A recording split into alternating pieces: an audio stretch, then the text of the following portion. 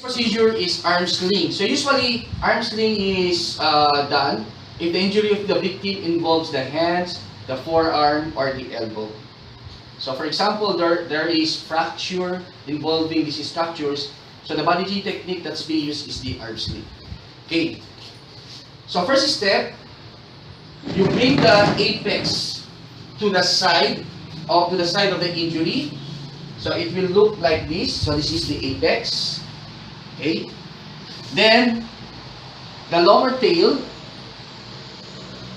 you bring it on top of the shoulder. So this will cover the injured arm. Then secure it with the other tail with a square knot.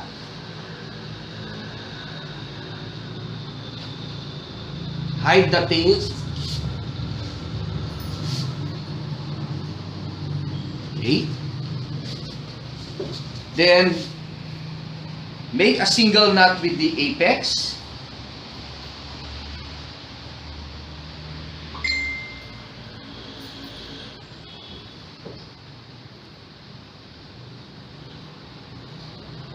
Then insert or hide the apex. Then the last thing you're going to do, you expose the fingers of the victim. So the reason why we have to expose the fingers of the victim is to check for blood circulation later on. Okay? So this is how the arm sling looks like.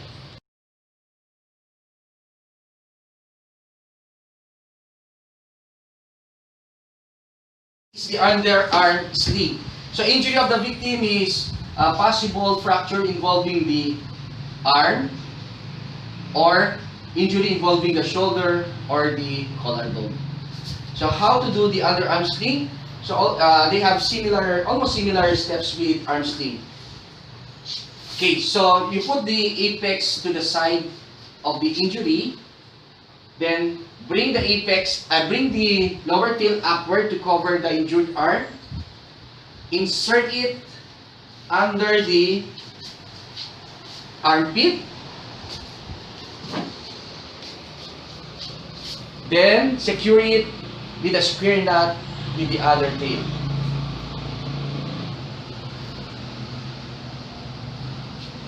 Then hide the tails. Make a single knot with the apex. So this is one way to secure the bandage. Insert or hide. And expose the fingers. So this is how underarm sling looks like.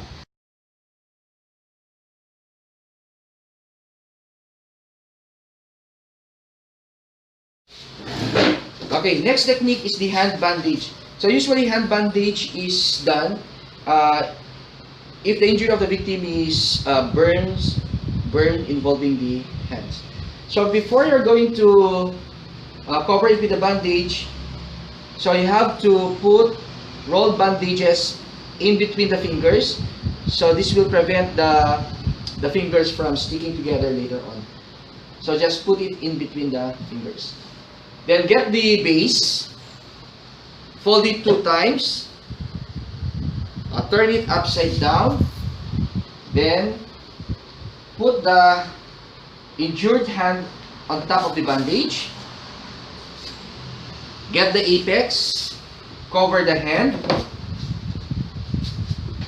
then roll later on the tails towards the wrist. Then make a crossing on top of the wrist. Then bring the 2 tails below the wrist, and then bring it back on top. Then you're going to secure it using square knot. Then just hide the tails. Get the apex.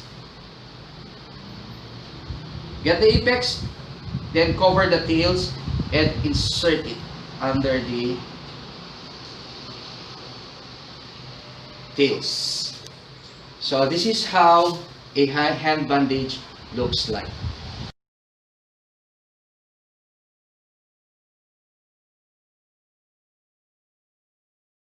Okay, so next technique is the genitalia bandage. So usually this type of bandaging technique is done involving injuries, injuries on the genitals, or injuries on the perineal area. Okay, so you fold the base twice. Then place it at the waist or hips of the victim. Then bring the two tails to the back of the victim. Then you're going to make a square knot.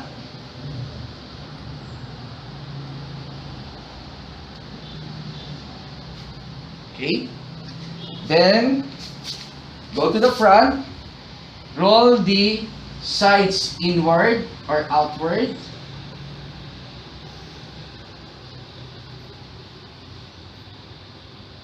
Then pull the apex backward and tie it with the two tails with a square knot.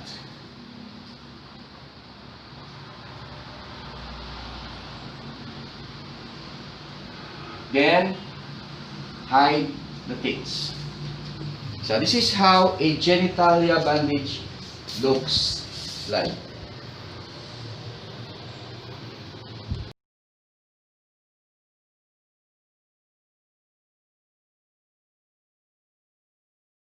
This technique is the knee bandage. So the steps in doing the knee bandage is similar to the steps when you do the elbow bandage. So the first thing that you're going to do is to fold the base twice. Then put it on top of the injured knee. Then bring the two tails at the back. And then make a crossing. Just cross the two tails. Then bring them in front below the knee. Then secure it using a square knot.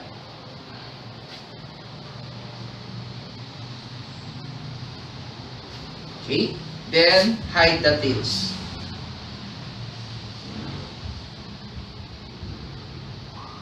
Then next, get the apex, pull it out upward to cover the injured knee, then insert it under the folded base.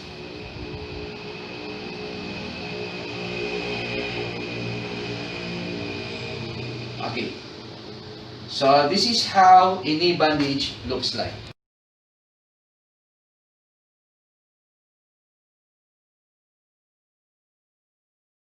Technique under the open face is the foot bandage.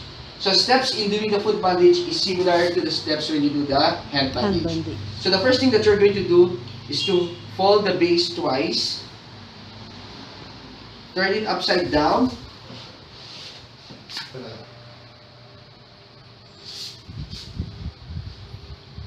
Okay, so the folded base is under.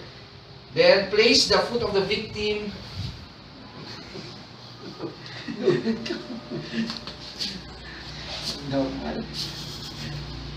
okay. On top of the bandage. Get the apex, cover the foot. Okay, then roll the sides, the two sides towards the back of the ankle, and then make a crossing or just cross the two tails, and then bring them in front, then end it with a square knot. Then hide the tails. Okay, then get the apex and cover the tails. Okay, so this is how a foot bandage looks like. Ganyan ba naman yung